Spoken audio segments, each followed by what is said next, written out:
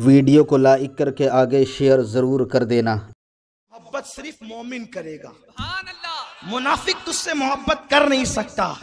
और दूसरे मुकाम पे फरमाया अली मोमिन तो मोमिन है, तुझसे वही मोहब्बत करेगा जिसका नसब सही होगा, यानी जो हलाली होगा। अल्लाह की इज्जत की कसम, आप ये ना समझे कि मैं जज्बात, जितनी बातें मैं कर रहा हूं आप किताब का हवाला मुझसे ले जाएं। मैं आपके शहर में रहता हूं, किताब ना दिखाऊं तो खुदा की इज्जत की कसम आज के बाद फिर इस तरह के बयानात ही नहीं हों।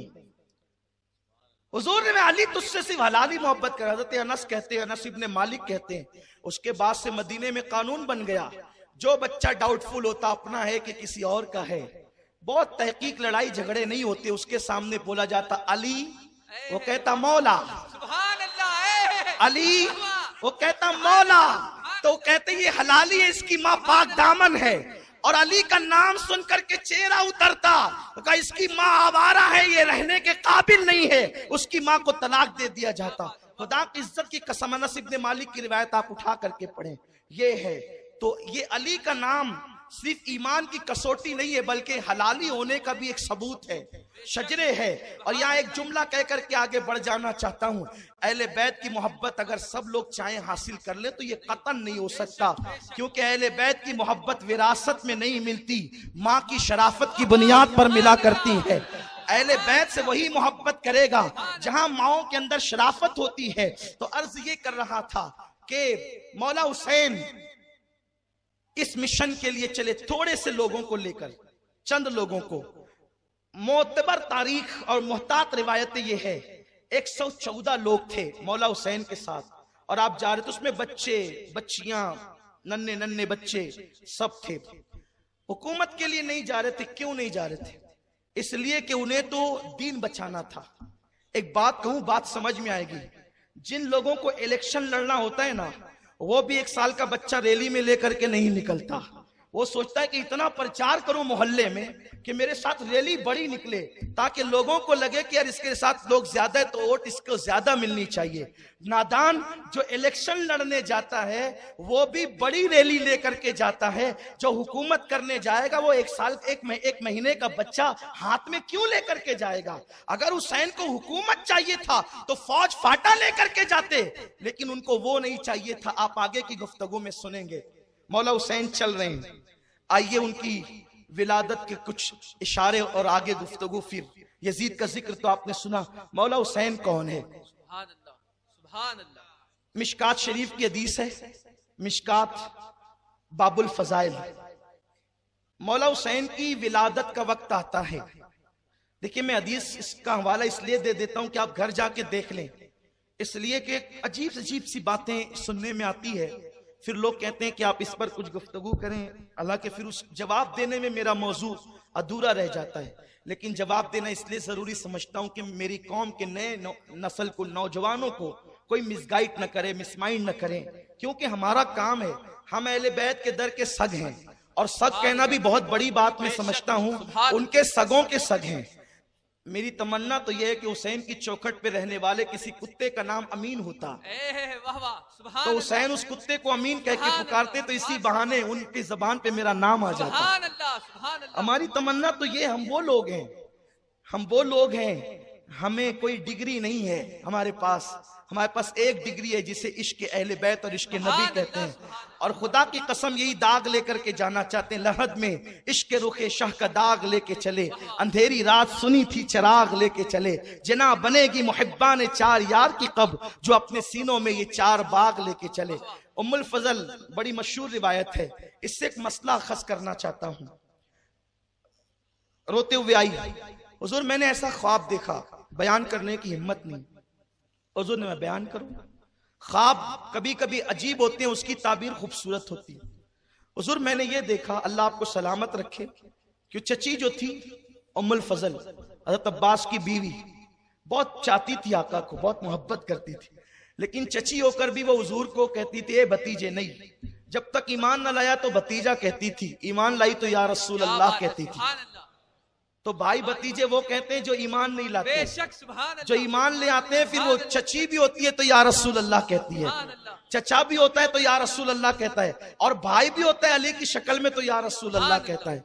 बात अदब की लोगों को सीखना चाहिए। बहरहाल मैं फिर वही बात आती है कि बादब्बा नसीब, नसीब जिनके होते हैं वही अदब वाले होते हैं।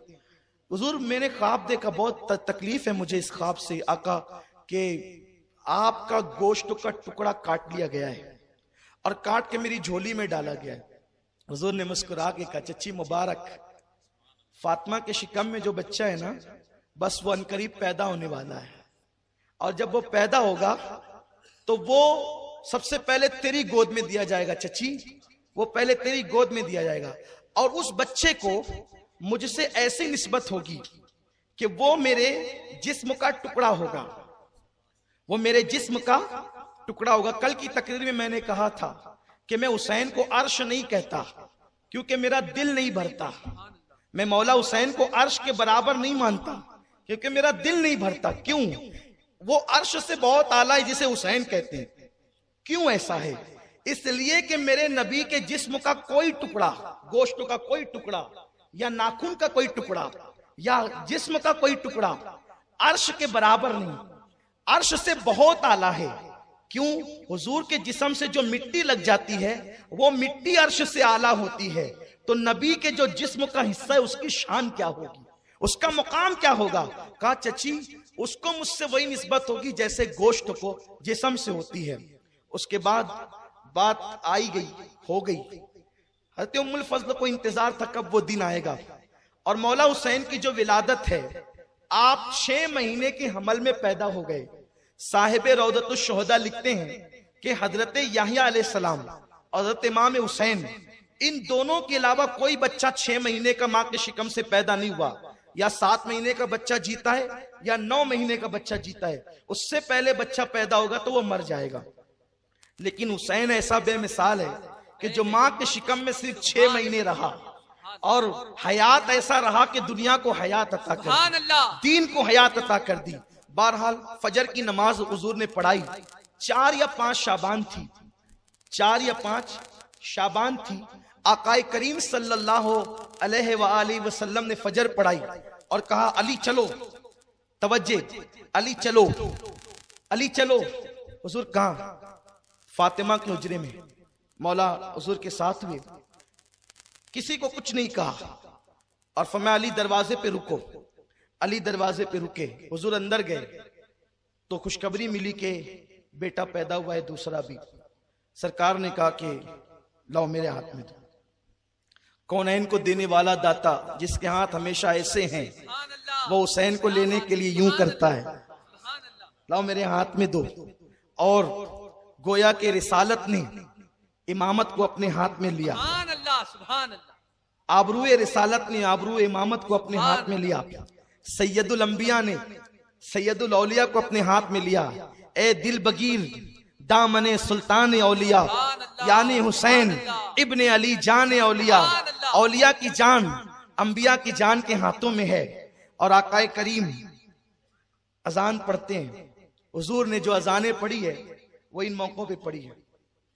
ये एक मसला भी व्हाट्सएप पे बहुत गश्त करता था कि हुजूर ने अजान कब पढ़ी, तो मौला हुसैन के कान में पढ़ी, मौला हसन के कान में पढ़ी, और एक मर्तबा ज़ोहर की नमाज के वक़्त भी अजान पढ़ी, और वो एक अलग तफसील है। अजान पढ़ी, घुट्टी दी, फिर वही घुट्टी, अपनी जबान चुसाई मौला हुसैन को, और हुजूर अलैहिस्सलातु व तस्लीम मौला हुसैन का गला चूमने लगे। ये अल बिदाया व निहाया, उसी के साथ मिशकात, उसी के साथ अस्सवाइकुल मुहर्रिका, ये जो किताबें हैं ना, इन सारी किताबों में सवाने करबला, सारी किताबों की रिवायतों का गुलदस्ता मैं एक रिवायत में आपके सामने पेश कर रहा हूं। हुजूर चूमने लगे जो है वो गला, उतने में जिब्रील आए। आने के बाद जिब्रील ने अर्ज की, हुजूर अल्लाह आपको मुबारकबाद देता है कि आपके घर में बेटा पैदा हुआ। हुजूर ने खुदा का शुक्र अदा किया, फिर कहा अल्लाह आपकी ताज़ियत भी करता है। अब ये बात खास तौर पे सुनने की है, अल्लाह आपकी ताज़ियत भी करता है। हुजूर ने कहा जिब्रील, खुशी का मौका है, मुबारकबाद तो समझ में आती है, ताज़ियत तो गम के मौके पे की जाती है, अल्लाह मेरी ताज़ियत क्यों करता है? अर्ज की आका, ये जो आपका हुसैन है, ये आपका हुसैन है जिस गले को आप चूम रहे हैं, आपकी उम्मत वादिये तफ में यानी करबला के मैदान में आपके बेटे को खानदान के साथ 3 दिन भूखा प्यासा रखकर शहीद कर देगी। देखिए, पहला दास्तान करबला बयान करने वाला, पहला दास्तान करबला। लोग कहते हैं मुहर्रम में क्या पागलों की तरह और रावजियों की तरह महफिलें बना करके बैठे हो, ये दास्तान करबला बयान करना भी कोई सुन्नियत है?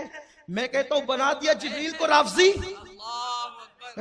जिब्रील को भी डाल दिया उनके खाने में। नादानो, शर्म तो करो, नई किताबें पढ़ो। लेकिन मैं जानता हूं तुम किताबें पढ़ते हो, लेकिन तुम्हें समझ में नहीं आता, इसलिए कि किताबों का पढ़ना अलग है, उसको समझना अलग है। समझना क्यों अलग है? इसलिए कि आका ने फरमाया अना मदीनतुल इल्म व अली जुन बाबूहा, मैं इल्म का शहर हूं, अली उसका दरवाजा है। अब इल्म जिसको लेना है वो दरवाजे से आया करे, तो तुम्हारी दरवाजे से पटती कब है कि तुम दरवाजे पे आओ, और जो दरवाजे पे नहीं आता वो शहर में दाखिल ही नहीं हो सकता। इसलिए तुम किताबें पढ़ते हो लेकिन समझते नहीं हो। वीडियो अगर अच्छा लगा हो तो लाइक करके आगे शेयर ज़रूर कर देना।